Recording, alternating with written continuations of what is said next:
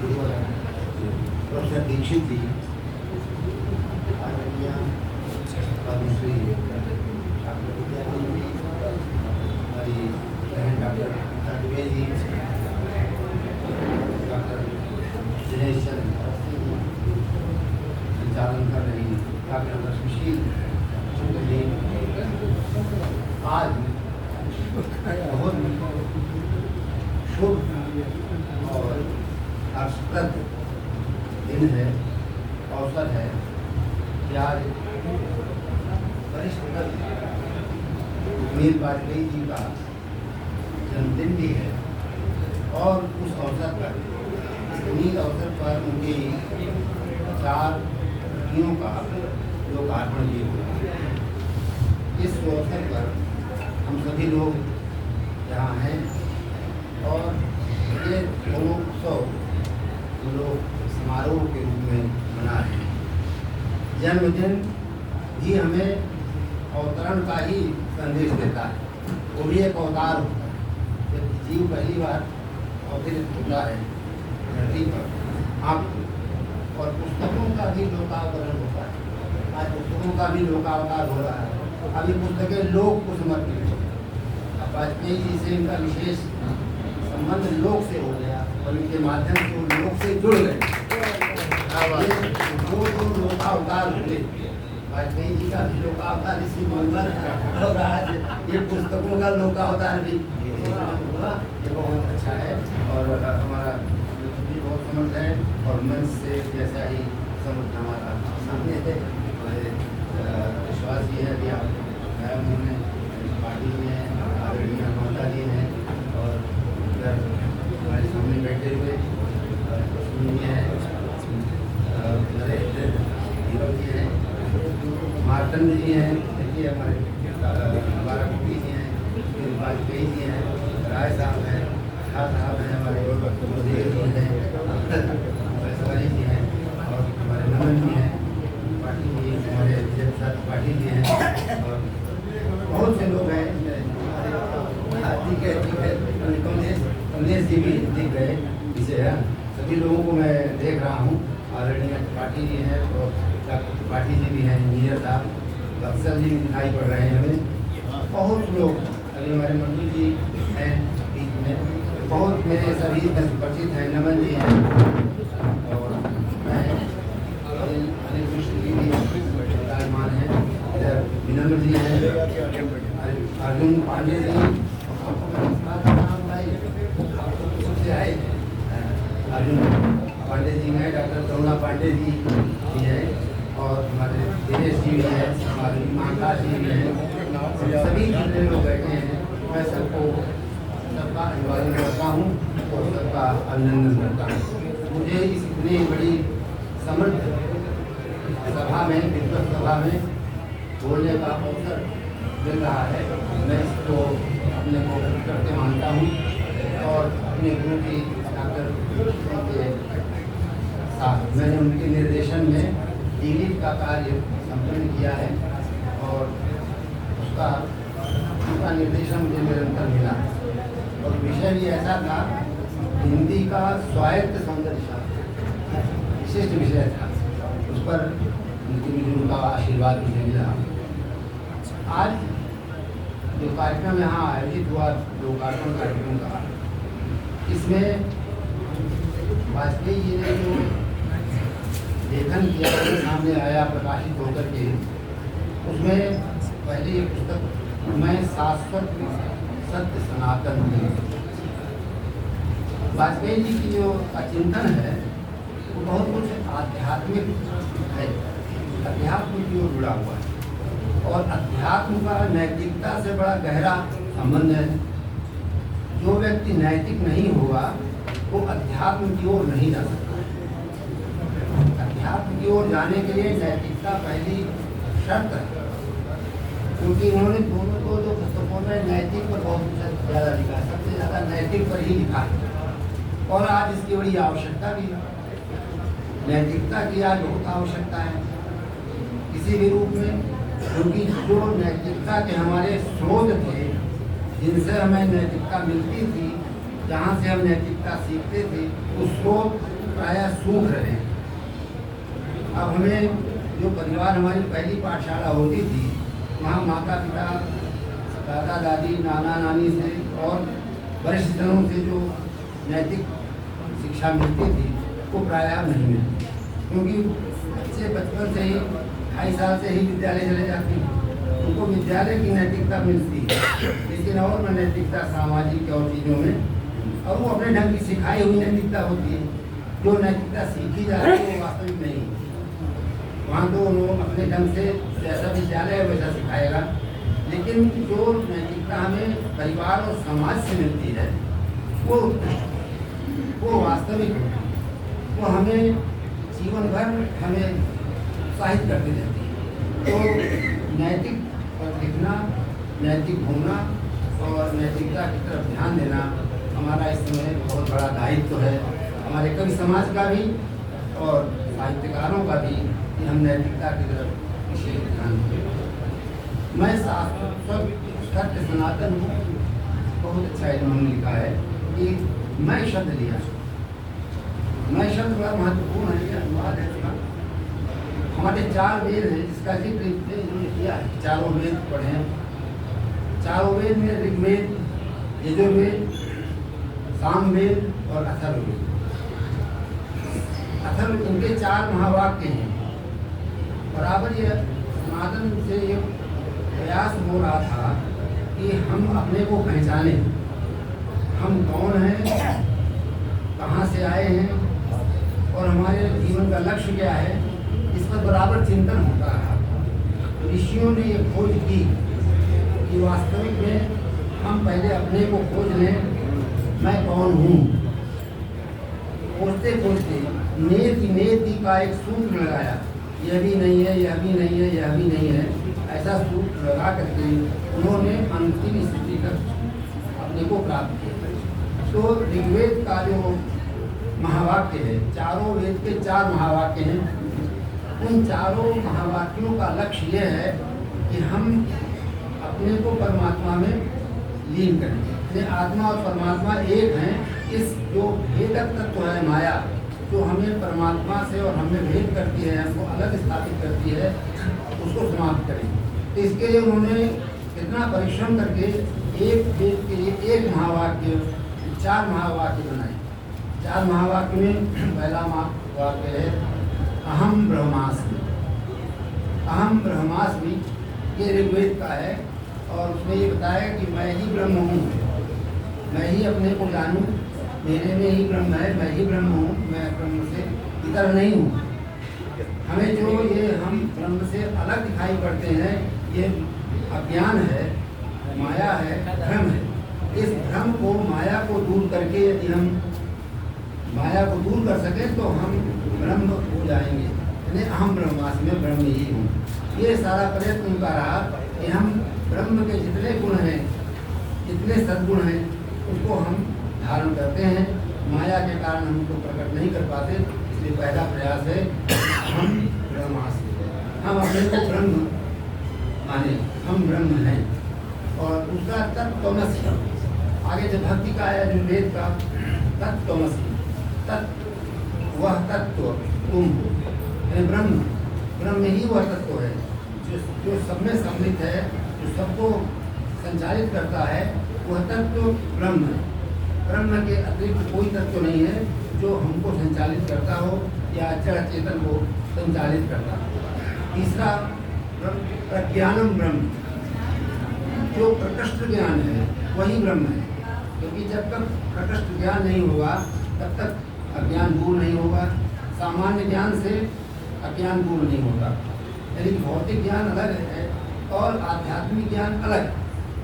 तो भौतिक ज्ञान एक कठोपनिषद में बहुत ईसावास्य में आता है कि अविद्या मृत्यु तीर्थवा विद्या अमृतम स्मृति, बड़ा बहुत अविद्या मृत्यु तीर्थवा, अविद्या से मृत्यु को पार करके विद्या से हम अमृतत्व को प्राप्त करें। अब इस पूरी समस्या है कि अविद्या से हम विद्या मृत्यु को कैसे पार करेंगे। अविद्या मृत्यु तीर्थ, अविद्या से हम मृत्यु को कैसे पार कर सकते। और लेकिन अविद्या से मृत्यु को पार करके ही हम अमृत को प्राप्त, अमरता को प्राप्त। अविद्या अमृतम तीर्थवा, अविद्या को उन्होंने माना ये जो संसार है, जो भौतिक विद्याएं हैं, अविद्या है, और जो ब्रह्म विषय विद्या है, अध्यात्म विद्या है, वह अमृत है और वो वास्तविक विद्या है। तो जो विद्याएं हुई, अविद्या मैंने ब्रह्म, ये संसार जगत जागतिक विद्या, भौतिक विद्या, इसके ज्ञान के बिना हम कर नहीं सकते। ये प्रथम आवश्यकता है कि हम भौतिक ज्ञान को जाने और संसार को जाने, संसार क्या है। जब हम संसार को जान लेंगे तभी हम इससे मुक्त हो सकते हैं। जब तक हम जान नहीं पाएंगे कितना पानी है, कहाँ डूबना है, कहाँ तैरना है, तब तक कैसे पार कर पाएंगे। इसलिए उपनिषदकार ने कहा कि अविद्या अमृतम तीर्थवा, अविद्या से यानी सांसारिक ज्ञान से मृत्यु को पार करो, मृत्यु लोक को समझो, और मृत्यु लोक को समझ जाओगे तो फिर अमृतत्व प्राप्त होगा, अपने स्वरूप को आप समझ सकते हैं। तो हम संसार को पहले समझें, अविद्या को समझें। इसलिए उन्होंने कहा कि प्रज्ञानम ब्रह्म, और ये समझ प्रज्ञान से हो सकता है, प्रकृष्ट ज्ञान से। चौथा उन्होंने अयम आत्मा ब्रह्म, ये जो आत्मा है यही ब्रह्म है। इसी में इन चारों आत्मों के माध्यम से अभेद, ब्रह्म और जीव में अभेद है। जीव ब्रह्म ही ना पड़ा, जीव ब्रह्म ही है, दूसरा नहीं है, और दोनों में कोई अंतर नहीं है। इसका प्रतिपादन वेद में किया है। तो सुनील कुमार वाजपेयी जी ने बहुत संक्षेप में और बड़े ढंग से उन्होंने इस पर इसका प्रतिपादन किया है कि मैं शाश्वत सत्य सनातन हूँ, मैं शाश्वत हूँ, यानी कि मेरा अमर हूँ। शाश्वत का मतलब जो नष्ट नहीं होता है, जो सदा एक जैसा रहता है। शाश्वत की विशेषता है जो सदा एक जैसा रहता है, उसमें परिवर्तन उपस्थित नहीं होता।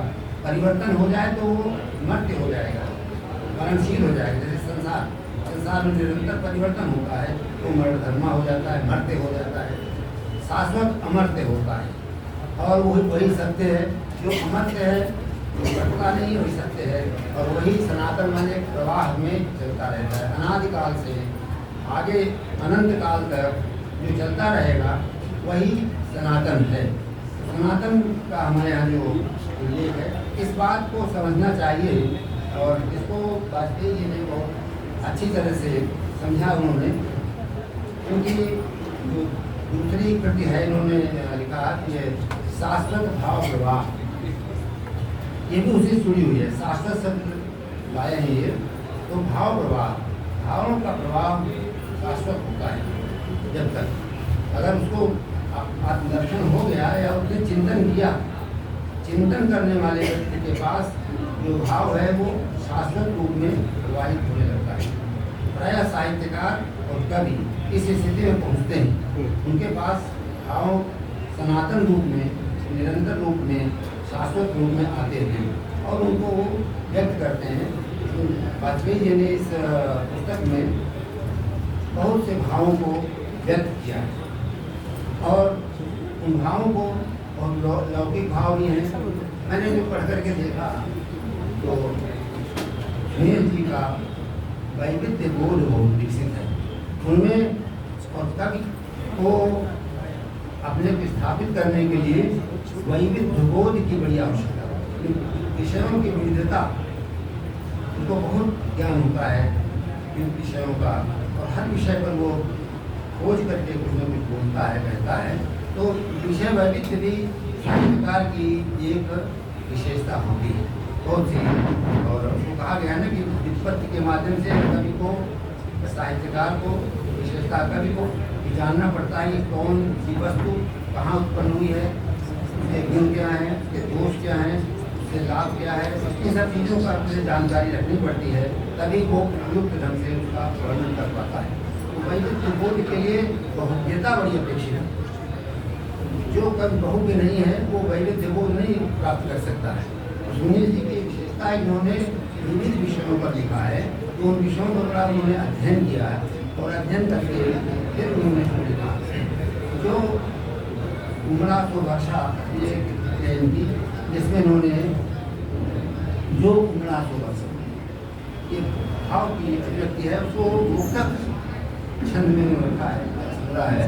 ये मुक्तक हमारे जैसा कि मंजूर जी ने बताया था, जो मुक्तक जो हमारी परंपरा का है, हमारे साहित्य शास्त्र का है, उसमें प्रबंध काव्य और मुक्तक काव्य तो होते हैं, तो वो मुक्तक इससे कुछ अलग है। वो मुक्तक में हम हिंदी के दोहे को ले सकते हैं, दोहा छंद वाला मुक्तक है पहले, उसमें हम प्रबंध नहीं लिखते, अलग अलग दोहा अपने आप में पूर्ण होता है, वर्ग अपने आप में पूर्ण होता है, ये हमारे मुक्तक लिखते हैं। ये मुक्तक बाद में ये बना हुआ है, लेकिन इसके मुक्तक बहुत ही उत्कृष्ट हैं। जो उन्होंने अनुभव किया है उनको पूरे मुक्तकों में उन्होंने बांधा है, और ये पूरी परंपरा को लिया है, आर्य संस्कृत से द्रविड़ संस्कृत तक का उन्होंने इसमें लिया है, और ये उनको बताया है कि ये विद्वेष कृत्रिम है। आर्य और द्रविड़ों का जो विरोध दिखाया अंग्रेज विद्वानों ने, वो निरर्थक है। हम लोग कभी बटे नहीं थे। हमारी उनका कहना है कि आर्यों को द्रविड़ों जो ये पूरा द्रविड़ देश था, आर्य बाहर से आए, और वो सेना थी उनके पास कुशल था, तो द्रविड़ों को खदेड़ करके समुद्र के किनारे कर दिया। सारे समुद्र के देश वाले 4 अपने हैं, तमिल, मलयालम जो है वो सबके यहाँ द्रविड़ देश हैं, तो द्रविड़ों को उधर कर दिया, बाकी सब आधिपत्य अपना आर्यों ने फैला लिया। तो इस तरह का जो भेद पैदा किया आर्य और द्रविड़ को, द्रविड़ लोग अगर उनको द्रविड़ कहिए तो गाली मानते हैं, अच्छा नहीं मानते द्रविड़। इसीलिए उन्होंने इस बात को इसमें रेखांकित किया है कि आर्य द्रविड़ का भेद बताकर क्यों विद्वेष बढ़ाते हैं। संस्कारों से युक्त व्यक्ति है, जग में आर्य कहते हैं, घिरा हुआ है 3 सागरों से दक्षिण का जो भूतल, उसमें रहने वाले सारे जन ब्राह्मण कहलाते हैं। द्रविड़ हमारी सारी परंपराएं, वैदिक परंपराएं एक है, चाहे द्रविड़ में विवाह पद्धति हो या कुछ भी हो, जितने भी संस्कार होते हैं हमारे अंतिम जन्म से लेकर अंतिम तक, सब एक है, कोई अंतर नहीं उनमें। अब जाइए वही मंत्र आपको सुनाई पड़ेंगे, चाहे वो तमिल भाषी हो, लेकिन पढ़ेगा वो वेद मंत्र ही। तो इस तरह का जो भेद पैदा हुआ है उसके प्रति सभी जागरूक द्रविड़, और उसके एक ये बड़ी बात उसके अध्ययनशीलता को प्रमाणित करता है कि कितनी गंभीरता से वाजपेयी अध्ययन करते हैं, चीज़ों का विवेचन और विश्लेषण करते हैं, उसके बाद वो लेखन करते हैं, यानी गंभीरता से उनका लेखन शुरू होता है। और इनकी जो बीते 3 प्रहर कविता है, ये संग्रह है, ये तो उनका ये आत्मकथा है। ये आत्मकथा वस्तुतः काव्य में एक तो मिलती है कथाएँ, आत्मकथाएँ। बनारसीदास जैन की अर्थकथा उन्होंने लिखी थी, और कुछ कथाएँ आत्मकथाएँ जो पद्यात्मक हैं, लेकिन अधिक से अधिक जो इधर आत्मकथाएँ लिखी गई हैं वो गद्य में लिखी जा रही हैं, और बहुत अधिक आत्मकथाएँ लिखी भी जा रही हैं इस समय। तो वाजपेयी जी ने इसको काव्य में लिखबद्ध किया है अपने 3 प्रहर का। 3 प्रहर उन्होंने एक, हम लोग उसको पन मानते हैं, पहला पन, दूसरा पन, तीसरा पन, चौथा पन, 4 मानते हैं। बोल हृदय विलाप, मन मन को चौथा पन लगा कि मेरा चौथा पन आ गया और मेरे मन में विराग नहीं उत्पन्न हो रहा है, तो उन्होंने बरबस राज अपने पुत्र को बरबसी राज लेकर के और तपस्या करने चले गए मनुष्य रूप का, राम को उन्होंने पुत्र रूप में प्राप्त किया। तो चौथे पद में संन्यास लेने का, तो आपने भी 3 प्रहर बीत गया, चौथे पद में हमें सजग हो जाना चाहिए। चौथा पद सजगता का समय है, इसलिए उन्होंने इसमें लिया है। हम सब लोग चौथे पद में चल रहे हैं प्रायः, जितने लोगों को कुछ छोड़ करके, तो हम सब लोगों को सजग हो जाना चाहिए और धीरे धीरे निरत होना चाहिए। एक बार मैं और बता दूँ, उसमें थोड़ा हाथ से आ जाएगा आपको, एक शब्द बता रहा हूँ। मैंने सोचा सब को, जैसे जो सब लोग इसमें बहुत ज़्यादा वरिष्ठ जन हो गए हैं, तो एक लोग को शब्द आता है बूढ़ा। अब हम लोग बूढ़े कहलाते हैं, नहीं आप लोग सब बूढ़े कैटेगरी में आ गए, नाना बाबा हो गए तो बूढ़े हो गए। तो बूढ़े शब्द जो बनाए वो वृद्ध का तद वो है अपभ्रंश, खाली प्राकृत से होकर के गाँव में था लगा रहता है, बुढ़ा हो जाता है, तो वृद्ध से बुद्ध बना, वृद्धा बुद्धो बुद्ध, और शुद्ध से बना शुद्धो, लोग जो कहते हैं बूढ़े सूढ़े हैं, तो सूढ़े का मतलब निरर्थक नहीं है। बूढ़े का मतलब जो वृद्ध है वो शुद्ध है, जो वृद्ध है वो शुद्ध है, क्योंकि उसकी इंद्रियां अब अंतर्मुखी हो गई हैं। अब वो विलास से दूर हो गया, अब उसकी इंद्रियां नहीं रहती हैं। तो अब हम लोग बूढ़े सूढ़े हो गए हैं, यानी वृद्ध और शुद्ध हो गए हैं। इसलिए हमको अब विशेष रूप से ध्यान देना चाहिए। हमारी अब इंद्रियां बहिर्मुखी नहीं है, अब अंतर्मुखी हो रही है धीरे धीरे। हाँ, वृद्धि वृद्ध और वृद्ध से उन्होंने शुद्ध से ले लिया, वो भी वही अर्थ किया। तो इस तरह से हमें ये वाजपेयी जी ने जो 3 प्रहर की बात कही है वो बड़ी प्रासंगिक है, और उसको हमें 3 प्रहर आते आते सावधान हो जाना चाहिए। इन्हीं शब्दों के साथ मैं प्रिय वाजपेयी जी को हार्दिक बधाई देता हूँ, उनके जन्मदिन की भी और 4 पुस्तकों के लोकार्पण के भी आदरणीय जी को मैं प्रणाम करता हूँ। आप